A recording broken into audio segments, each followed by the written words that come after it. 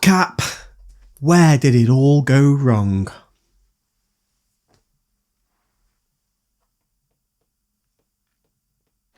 So just over a week ago, PopCap and EA did a soft release of Plants vs Zombies 3 on iOS and Android across a bunch of different countries. And yeah, it's easy to point the finger at a massive company like EA and laugh about where it all went wrong, but seriously, how did it go so wrong? Plants vs Zombies 3 is, as you'd expect, a freemium game. Its predecessor was the same, but a lot of players forgave that, as you could still enjoy playing the game without spending a penny, and, most importantly, it could be played without restriction.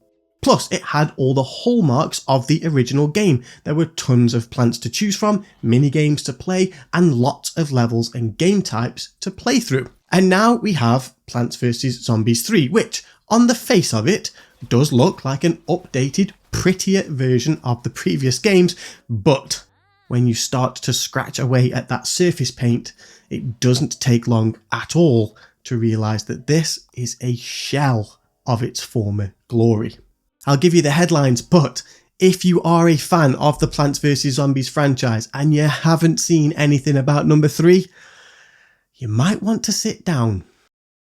Firstly, you cannot choose your own plants, which is a staple of the Plants vs Zombies series, allowing you, the player, to strategize, to test different loadouts, to see what works and what doesn't.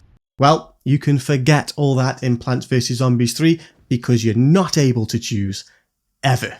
You're given the loadout at the start of the level, and that's the loadout that you have to play. You can't change it. You cannot replay levels.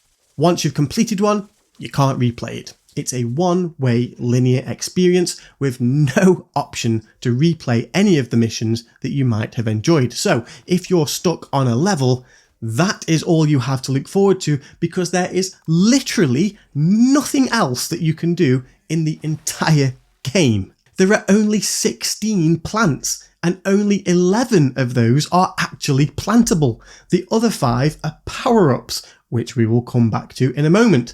Plants vs Zombies 2 has 190 different plants, and even the original game had close to 50. There's no Almanac, which means no overview of neither plants nor zombies, which also means that new players can't learn anything about what it is they're doing or need to do to get better. Plus, it also means no plant upgrades and no plant leveling system. There are no mini-games. Well, sort of. There is a single vase-breaking minigame, which you can complete just once per day for a very generous 15-minute buff. There's no preview of the zombies at the start of a level, and okay, since you can't change the plant loadout in the first place, maybe this isn't such a big deal, but to me, this was still a really nice feature from the previous games that has been removed for seemingly no good reason. And then there is dynamic difficulty, which basically means the more consecutive wins that you have, the harder the game becomes. And on the flip side, the more you lose, the easier it gets.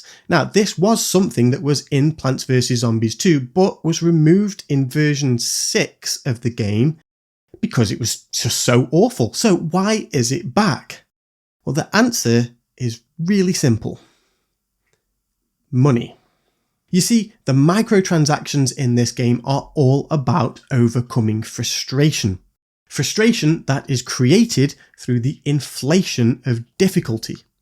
In the game, players have a maximum of 5 brains, or level attempts, and if you run out of those, they recharge at 1 brain per 20 minutes.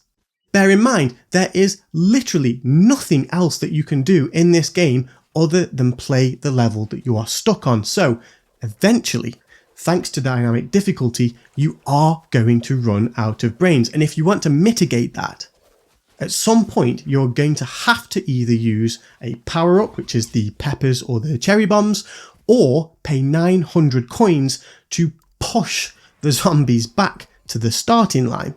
To put those 900 coins into context, 1,000 coins will cost you £1.99 and you can still quite easily lose the level. After all, if the zombies got to the finish line, they've already decimated your defences, which you then have to rebuild very quickly.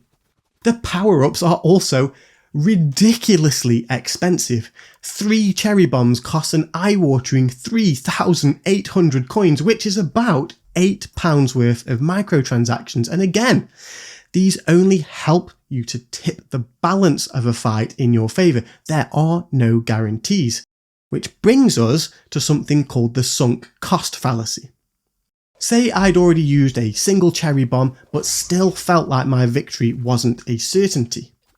I'm more likely to then use another one so that I feel like the first one wasn't wasted.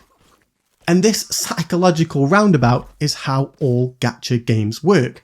The more you spend, the more you feel like you should continue to spend in order to justify the original and ongoing expenses.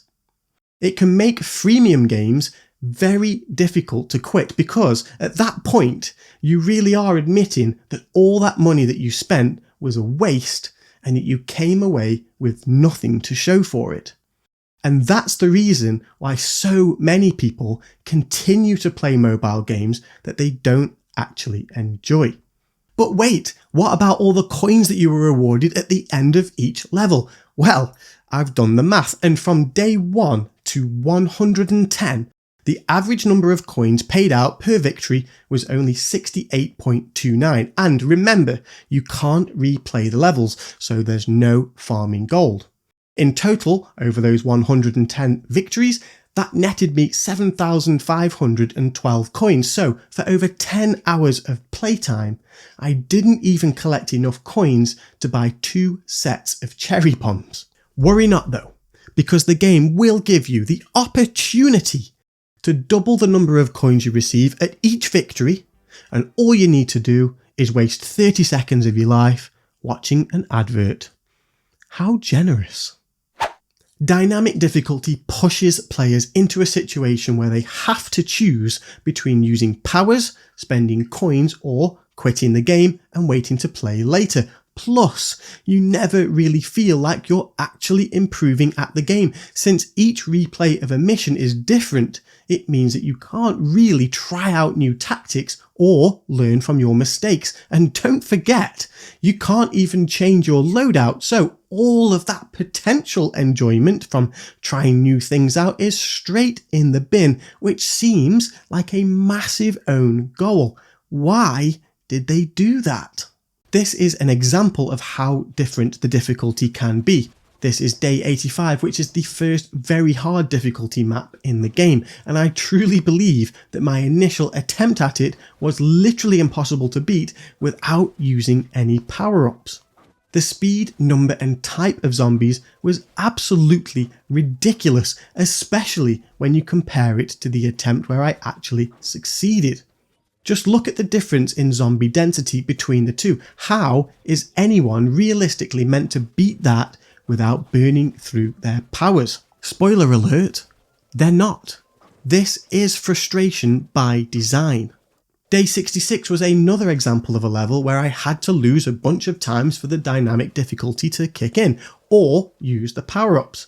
And it was at this level where I and a whole bunch of other players really felt that ultimatum kick in. Now, there will be those that still defend this release of Plants vs Zombies 3, saying things along the lines of, this isn't the final release, it's just a beta, they'll change it, there's plenty of development to come, but you have to remember that this has already been in development for many years. The first pre-alpha was released in 2019 with additional soft launches in 2020, 2021 and 2 in 2022, and now we have this one in 2024. It seems incomprehensible to me that a major studio could develop a new sequel to a series with such a beloved and solid foundation and it be so empty, so contentless and so transparent. We all know how freemium games work. They've been around forever now, and nobody should be surprised that EA look to be ruining another much loved series of games. It's just more fuel on the fire for the whole premium versus freemium argument. And we can't even really blame developers. They are there to make money, and at the end of the day, that is what freemium games do. It's on us, the players, to stop buying these shitty microtransactions, because then, and only then, will the tide start to turn. Anyway, in terms of positives, there is really only one. Plants vs Zombies 3 does look nice, the artwork and style is decent, but for me, it is all downhill from there. PopCap and EA have a lot of work to do if they want this to be a success. And actually, in creating this video, I've come to realise that the thing that really bothers me isn't so much that there's loads missing, it's that it's missing without even so much as an attempt at something new. And that just seems incredibly gutless and weak. In the meantime, as far as mobile games are concerned, I'll be sticking to the likes of Bloons, a game that you can buy and just play, like the good old days. As always, thank you for watching, and a special thank you to anybody that has liked, commented, or subscribed. It means a lot.